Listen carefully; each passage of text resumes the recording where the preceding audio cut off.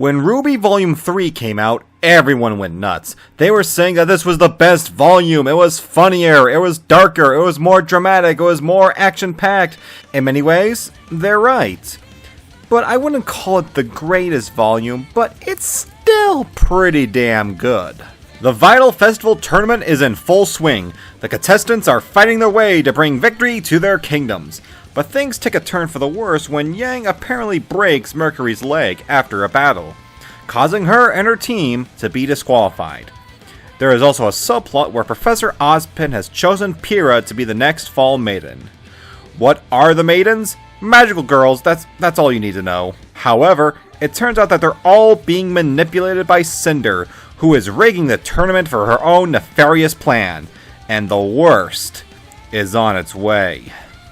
One of the things I like about this volume is that even though there's a lot of action, they still make room for character moments and drama.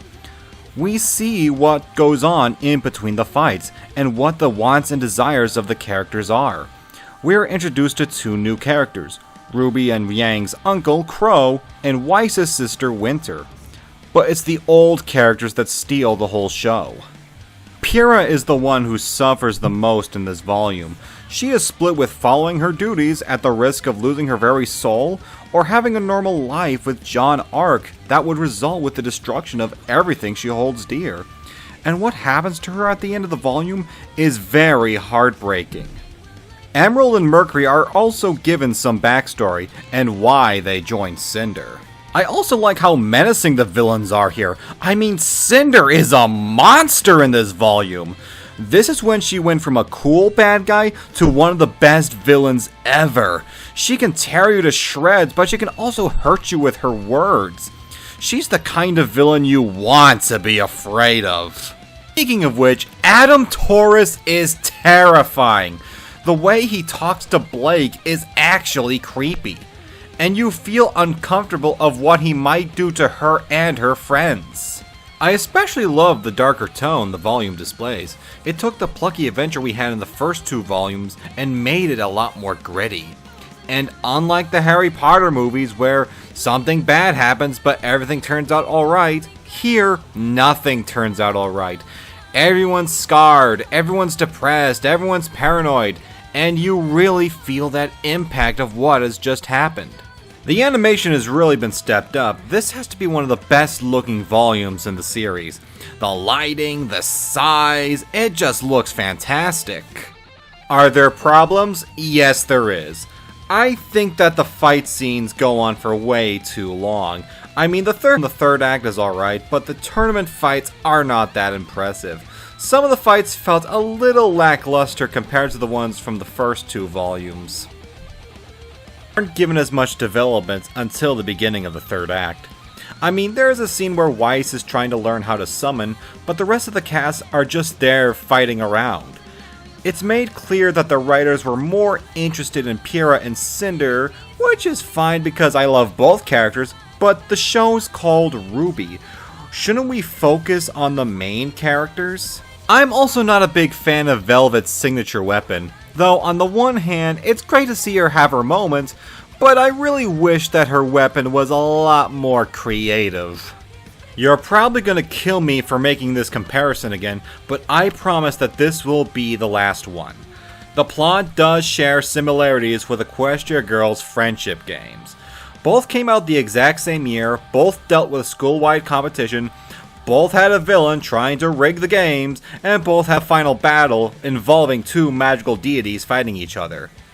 But RWBY Volume 3 is by far the better product, because, let's be fair, which one of these scenes is going to make you laugh harder or pull on your heartstrings just a little bit more? Anybody have any guesses what the events are going to be? Pie eating? Cake eating? Cake eating? You heard the lady. No more moping around. We gotta get your butt in shape for the big fight. It could be today. It could be tomorrow. It could be the most important fight of your entire life. And I feel awful about what I said to Twilight. Especially since she obviously didn't mean to do all the stuff she did. She's actually really nice. The Pyrrha I know would never back down from a challenge. And if you really believe it's your destiny to save the world, you can't let anything stand in your way. Pyrrha? Stop! John! I'm sorry. Pyrrha, wait! Now, I wouldn't be doing my job if I haven't brought up this subject matter. The volume had a very troubled production. After Monty Ohm's unfortunate passing, there was a feud between the animators and the writers. Apparently, the animators wanted to tell the story of what Monty wanted, while the writers wanted to tell the story what they wanted. There were scenes that were deleted.